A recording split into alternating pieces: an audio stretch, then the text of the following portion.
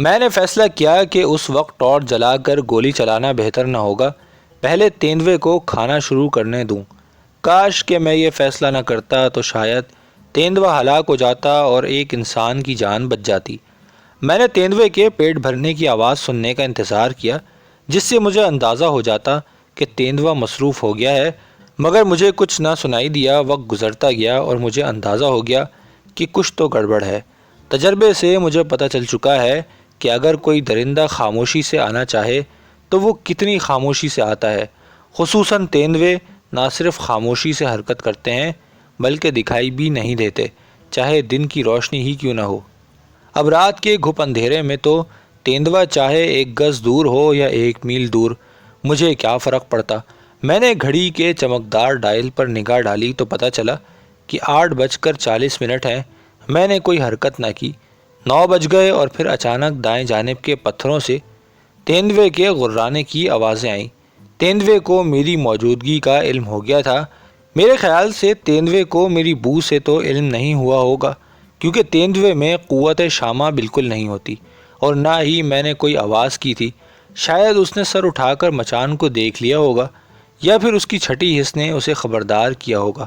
خیر، جو کچھ بھی وجہ ہو، اسے میری موجودگی کا علم ہو چکا تھا۔ شاید وہ درخت پر چڑھ کر مجھے گھسیٹنے کی کوشش بھی کرتا، مگر شاید اپنے بچاؤ کی حس نے اسے اس سے باز رکھا ہوگا کہ اس بار اس کا شکار نہیں، شکاری سامنے موجود ہے۔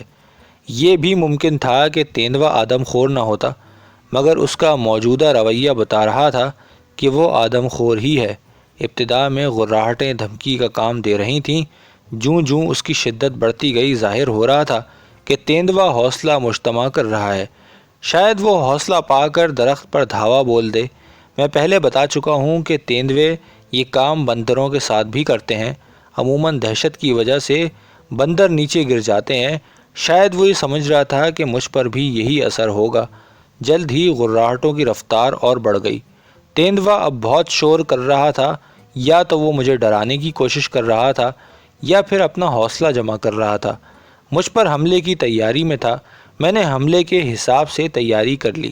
چند اور منٹ تک یہ غراہٹیں جاری رہیں اور پھر وہ کھانسی کی آواز آئی جو تیندوا حملے سے قبل نکالتا ہے۔ جب وہ درخت کے نیچے پہنچا تو میں نے مچان سے نیچے جھک کر شاخیں ہٹائیں اور رائفل کو نیچے جھکا کر ٹارچ جلائی۔ مجھے یہ سب جلدی جلدی کرنا تھا کہ مچان زمین سے 10 فٹ بلند تھا اور تیندوا وہاں فوراً ہی پہنچ سکتا تھا۔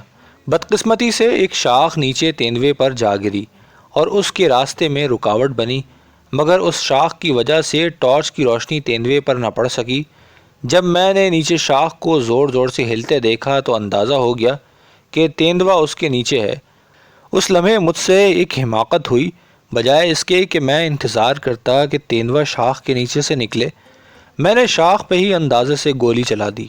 گولی چلتے ہی تیندوا نیچے گرا اور میں سمجھا کہ تیندوا مارا گیا، مگر اگلے ہی لمحے تیندوا شاخ کے نیچے سے نکل کر بھاگا اور میں رائفل میں گولی بھی نہ بھر پایا۔ میں نے تیندوے کے پیچھے روشنی ڈالی، مگر نہ کچھ دکھائی دیا اور نہ ہی کوئی آواز آئی۔ عین ممکن ہے کہ وہ ساتھ ہی مرا پڑا ہو یا زخمی ہو یا پھر بغیر زخمی ہوئے فرار ہو چکا ہو۔ میں کیسے جان پاتا؟ کچھ دیر تک میں نے ٹارچ جلائے رکھی اور پھر فیصلہ کیا کہ ٹارچ بجھا کر تیندوے کی آہٹ سننے کی کوشش کروں۔ ہر طرف خاموشی کا راج رہا۔ 1 گھنٹے مزید انتظار کے بعد میں نے تیندوے کے فرار کی سمت گولی چلانے کا سوچا کہ اگر تیندوا وہاں زخمی پڑا ہوا ہو تو کچھ نہ کچھ آواز نکالے گا۔ سو میں نے ٹارچ جلا کر عین اس جگہ گولی چلائی جہاں تیندوا غائب ہوا تھا۔ دھماکے کی گونج سنائی دیتی رہی، مگر تیندوے کی طرف سے کوئی آواز نہ آئی۔ جلارب سے ملان پور کی جانب مال گاڑی چڑھائی پر آ رہی تھی۔ پیچھے والا انجن پورے زور سے ٹرین کو چڑھائی پر دھکیل رہا تھا اور اگلا انجن پیچھے کے سہارے آرام سے چلا جاتا تھا۔ پچھلے انجن سے بھاپ کے بادل بلند ہو رہے تھے۔ میں نے 11:30 بجے تک انتظار کیا۔ مدراس سے کوچن جانے والی ایکسپریس ٹرین کی سیٹی سن کر میں نے اتر کر اپنے فارم پر جانے کا فیصلہ کر لیا۔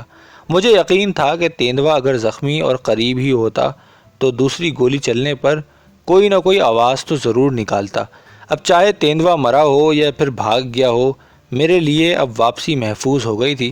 میں کاجو کے درخت سے نیچے اترا اور ٹارچ کی روشنی میں گاؤں کو چل پڑا، اور اپنے فارم پر جانے سے قبل میں نے پٹیل کو سارے حالات سے آگاہ کر دیا۔ اگلی صبح میں گاؤں پہنچا، جہاں 20 سے زیادہ افراد میری مدد کو جمع ہو چکے تھے۔ میری ہدایت اور رہنمائی میں انہوں نے 5-6 کتے بھی جمع کر لیے۔ ہر طرح سے محفوظ ہو کر ہم رات والے درخت کو چل پڑے۔ گدھے کی باقیات انچھوئی پڑی تھی۔ درخت کے نیچے زمین میں سوراخ تھا جہاں میری گولی لگی تھی۔ خون کا کوئی دھبا نہ مل سکا۔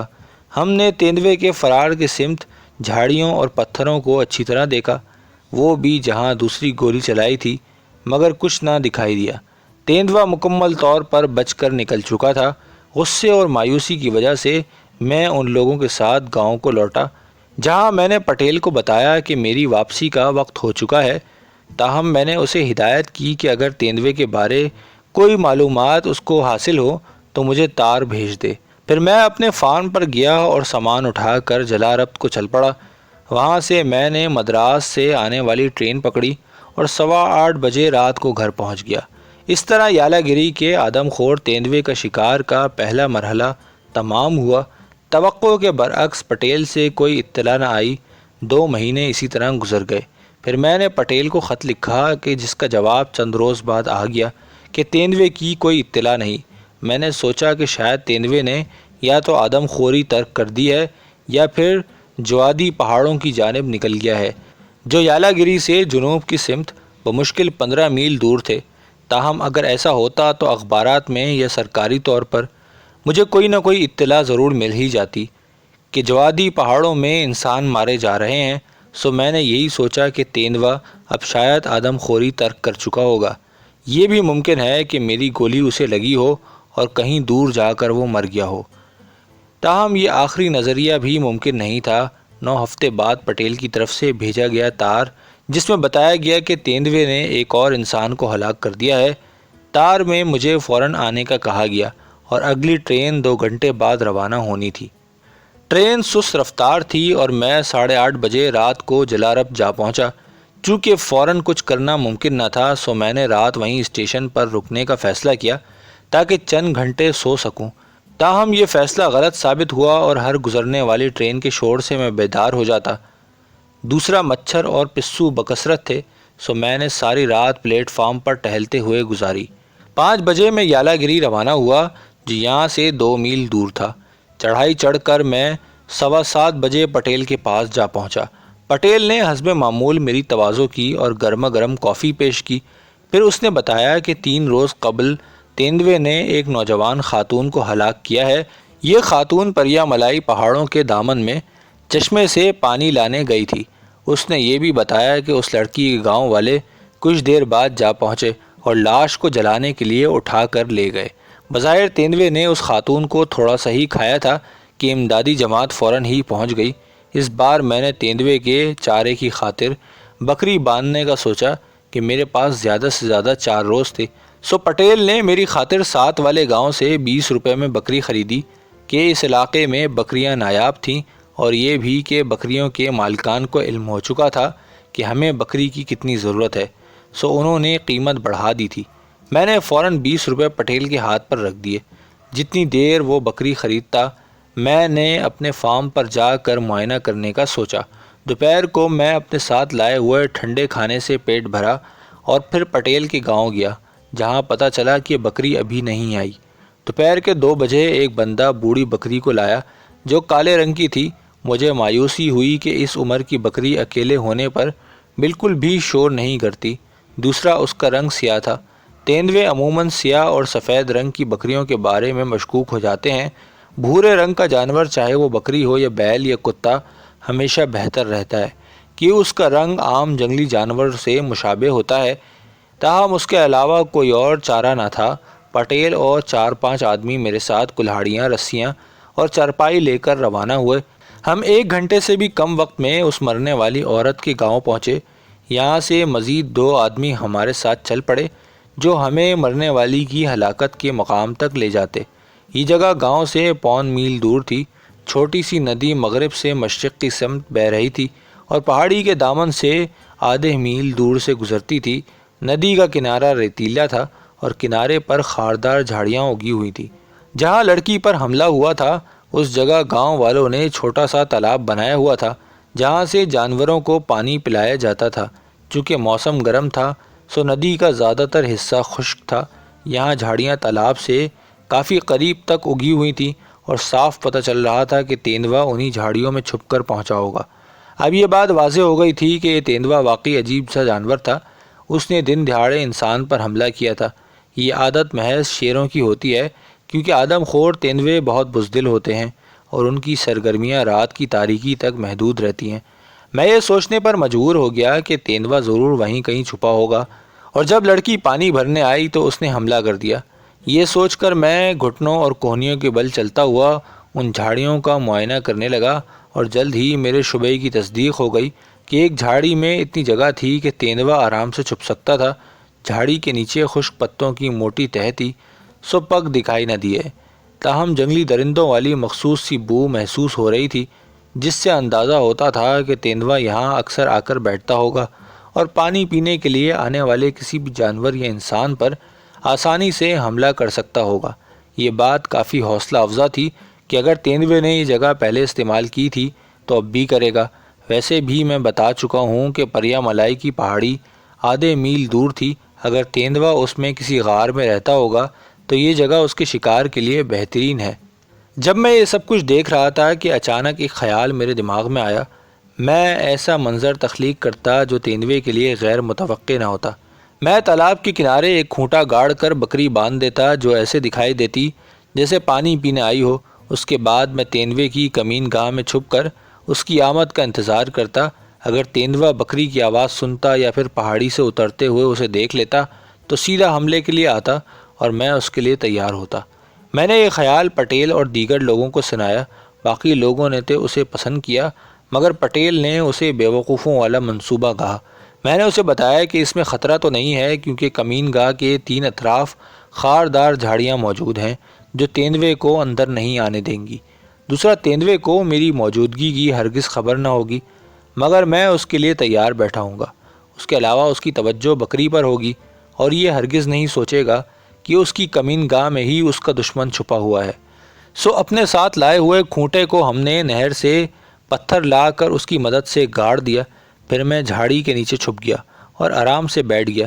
اس کے علاوہ میں نے ٹارچ کو رائفل کی نال سے منسلک کر دیا اور آزما کر بھی دیکھ لیا۔ یہ ٹارچ میں نے حال ہی میں خریدی تھی۔ اس میں 3 سیل لگتے تھے اور اس کی روشنی مختصر دائرہ بناتی تھی۔ پھر میں نے ڈھیر ساری چائے پی۔ پھر ان لوگوں کو کہا کہ بکری کی پچھلی ٹانگ کھوٹے سے باندھ دیں۔ یہ بکری کچھ دور ٹھہرائی گئی تھی تاکہ اسے علم نہ ہو کہ اس کے پاس ہی انسان چھپا ہوا ہے، ورنہ وہ بالکل بھی نہ منمناتی۔ اس لیے اگر بکری کو شک ہوتا کہ وہ تنہا رہ گئی ہے تو وہ خوب شور مچاتی۔ جتنی دیر بکری باندھی جاتی میں بے حس و حرکت بیٹھا رہا۔ کام ختم ہونے کے بعد پٹیل اور اس کے ساتھی چلے گئے اور میں اکیلا رہ گیا۔ جھاڑی کے نیچے گرمی اور حبس تھا اور سورج ابھی غروب بھی نہ ہوا تھا کہ میری کمین گاہ میں تاریکی چھا چکی تھی۔ بکری کچھ دیر تک بولی اور پھر چپ ہو گئی۔ مجھے امید تھی کہ رات ہونے پر وہ پھر شور مچائے گی، تاہم میری یہ خوش فہمی تھی کبھی کبھار بکری رسی کو کھینچتی تو آواز آتی ورنہ خاموشی رہتی۔ مگر پھر کافی دیر تک چھائی خاموشی سے لگا کہ بکری سو چکی ہے۔ میری نشست ایسی تھی کہ ساری رات بیدار رہنا میری مجبوری تھی۔ مجھے بکری سے حسد ہونے لگا۔ مچھروں نے کافی تنگ کیا اور ہر قسم کے کیڑے مکوڑے مجھ پر سوار رہے۔ جھاڑیوں میں رہنے والے چوہے اور جو گھریلو چوہوں سے بھی زیادہ چھوٹے ہوتے ہیں ادھم مچا رہے تھے۔ ایک بار کچھ لمبی اور نرم سی چیز سرسراتی ہوئی پاس سے گزری۔ یہ سانپ تھا۔ اب یہ سانپ بے ضرر تھا یا زہریلا تھا کچھ کہہ نہیں سکتا۔ میں بالکل ساکن بیٹھا رہا اور کچھ دیر بعد یہ سرسراہٹ ختم ہو گئی، تاہم تیندوا نہیں آیا۔ کسی قسم کی آواز نہ سنائی دی اور نہ ہی کوئی شب بیدار پرندہ بولا۔ وقت آہستگی سے گزرتا رہا۔ میری گھڑی کی چمکدار سوئیوں سے وقت کا پتہ چلتا رہا۔ مجھ پر آہستہ آہستہ غنودگی سی طاری ہونے لگی مگر آنکھیں چند سیکنڈ بند کرنے کی بھی ہمت نہ ہوئی۔ میں نے تیندوے کے بجائے دیگر باتیں سوچنا شروع کی مگر واحد چیز جو ذہن میں آئی وہ یہی ملعون بکری تھی۔ صبح کی روشنی بتدریج نمودار ہوئی مگر کسی بھی جنگلی پرندے کی چہچہاہٹ نہ سنائی دی۔ میں جھاڑیوں سے انتہائی مایوسی اور تھکا ماندہ نکلا۔ بکری جو زمین پر سو رہی تھی ایک دم اٹھ کھڑی ہوئی اور انگڑائی لینے کے بعد اپنی دم ہلانے اور مجھے حیرت سے دیکھنے لگی۔ میں نے بکری کو کھونٹے سے کھولا اور اپنے ساتھ لے کر پٹیل کے پاس آیا، جو اپنے ساتھی جمع کر کے میرے پاس آنے کو تیار ہو رہا تھا۔ اسے کالی بکری واپس لوٹانے کا کہہ کر میں نے بتایا کہ میں چند گھنٹے سونے جا رہا ہوں، پھر خود ہی کوئی بکری تلاش کرنے جاؤں گا۔ پھر میں اپنے فارم پر جا سویا اور دوپہر کو اٹھا۔ بیدار ہوا تو کافی بھوک لگی تھی، سو میں نے سالن کا ڈبہ کھولا اور اپنے ساتھ لائی ہوئی روٹی کے ساتھ پیٹ بھرا۔ روٹی اب خشک ہو گئی تھی، مگر اس پر ڈبہ بند مکھن لگایا تو ذائقہ بہتر ہو گیا۔ اس دوران میں نے اپنے ساتھ لائے ہوئے تیل کے چولہے کو جلایا اور چائے تیار کی۔ کھانا کھاتے ہوئے میں نے دوسری کیتلی بھی تیار کی اور اسے اپنی پانی کی بوتل میں ڈال لیا۔ ضروری سامان جمع کر کے میں پھر پٹیل کے گاؤں کو لوٹا۔ خوش قسمتی سے موسم کل کی طرح گرم ہی تھا، سو کوٹ کی ضرورت نہ محسوس ہوئی۔ پٹیل کو ساتھ لے کر میں گاؤں کو گیا جہاں بکریاں دستیاب تھیں۔ وہاں کچھ دیر معائنہ اور کافی مول تول کرنے کے بعد میں نے کم عمر ایک بکری خریدی جو بہت شور کرتی تھی۔ 3:30 بجے ہم دوبارہ کل رات والے مقام پر پہنچے۔ اس بار ہمیں کوئی جلدی نہ تھی کہ مقام پہلے سے منتخب اور تیار تھا اور مچان باندھنے کی کوئی ضرورت نہ تھی۔ 5 بجے سے ذرا پہلے میں جھاڑیوں میں گھس گیا اور پھر بکری باندھ کر میرے ہمراہی واپس چل دیے۔ ان کی نظروں سے اوجھل ہونے کی دیر تھی کہ بکری نے شور مچا دیا اور مستقل بولتی رہی۔ میں اپنے انتخاب پر بہت خوش تھا۔ شام ڈھلتے ہی جھاڑی کے اندر اندھیرا چھا گیا۔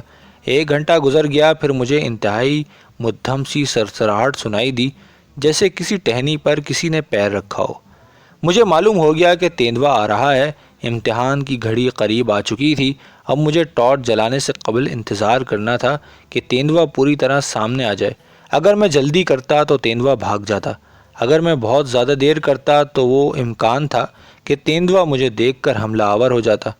اپنی حصوں کو تیز کر کے میں منتظر رہا، مزید کوئی آواز نہ آئی۔ پھر مجھے مدھم سی سسکاری سنائی دی۔ فوراً ہی مجھے علم ہو گیا کہ تیندوا مجھے دیکھ یا محسوس کر چکا ہے۔ اس نے بالائی ہونٹ سکیڑ کر جب سانس کھینچا ہوگا تو یہ آواز نکلی ہوگی، یا پھر کبھی نہیں۔ میں نے انگوٹھے کی مدد سے ٹارچ جلائی۔ روشنی سیدھی تیندوے کی سرخی مائل سفید آنکھوں پر جا پڑی۔ مجھے اس کا منہ اور سینہ بمشکل 10 فٹ دور دکھائی دے رہا تھا۔ بعجلت میں نے اس کے گلے کا نشانہ لیا اور گولی چلا دی۔ تیندوا ایک قدم آگے بڑھا اور پھر اپنی پچھلی ٹانگوں پر کھڑا ہوا۔ اتنی دیر میں نے دوسری گولی اس کے سینے میں اتار دی۔ وہ نیچے گرا اور نظروں سے اوجھل ہو گیا، اور جھاڑیوں سے چند لمحے شور سنائی دیتا رہا۔ پھر تیندوے کے عالم نزا کی خرخراہٹ سنائی دینے لگیں اور پھر خاموشی چھا گئی۔ میں نے مزید آدھا گھنٹہ انتظار کیا کہ جب تسلی ہو گئی تو میں نے بھری ہوئی رائفل تھام کر اپنی کمین گاہ سے باہر قدم نکالا اور بکری کے پاس جا کھڑا ہوا۔ پہلی سوچ یہی تھی کہ میں بکری کی رسی کاٹ کر اسے اپنے ساتھ لے جاؤں، مگر پھر خیال آیا کہ اگر یہ آدم خور کے بجائے عام تیندوا ہوا تو واپسی کا سفر بہت محتاط ہو کر کرنا پڑے گا۔ تاریکی میں انجان راستے پر چلتے ہوئے بکری ساتھ ہو تو سفر بہت مشکل ہو جائے گا، سو میں نے بکری وہیں چھوڑی اور خود پٹیل کے گھر کو محتاط طریقے سے روانہ ہوا۔ وہاں ابھی لوگ بیدار تھے، سو میں نے انہیں پوری کہانی سنائی۔ پھر میں اپنے فارم جا کر سو گیا۔ اگلی صبح تیندوا وہیں مرا ہوا ملا۔ یہ تیندوا بوڑھا نر تھا، اس کی کھال بھی مدھم رنگ کی تھی اور آدم خور ہونے کی تمام علامات اس پر منطبق ہوتی تھیں۔ اس کے بڑے دانت اور ناخن بھی گھس چکے تھے، تاہم اصل فیصلہ وقت کرتا۔ دوپہر کو میں اس کی کھال سمیت پہاڑی سے نیچے اتر رہا تھا۔ اس واقعے کو کئی برس بیت چکے ہیں، مگر یالا گری یا جوادی کے علاقے میں مزید انسانی جانیں نہیں گئیں، سو مجھے یقین ہے کہ میں نے اصلی آدم خور کو ہی ہلاک کیا تھا۔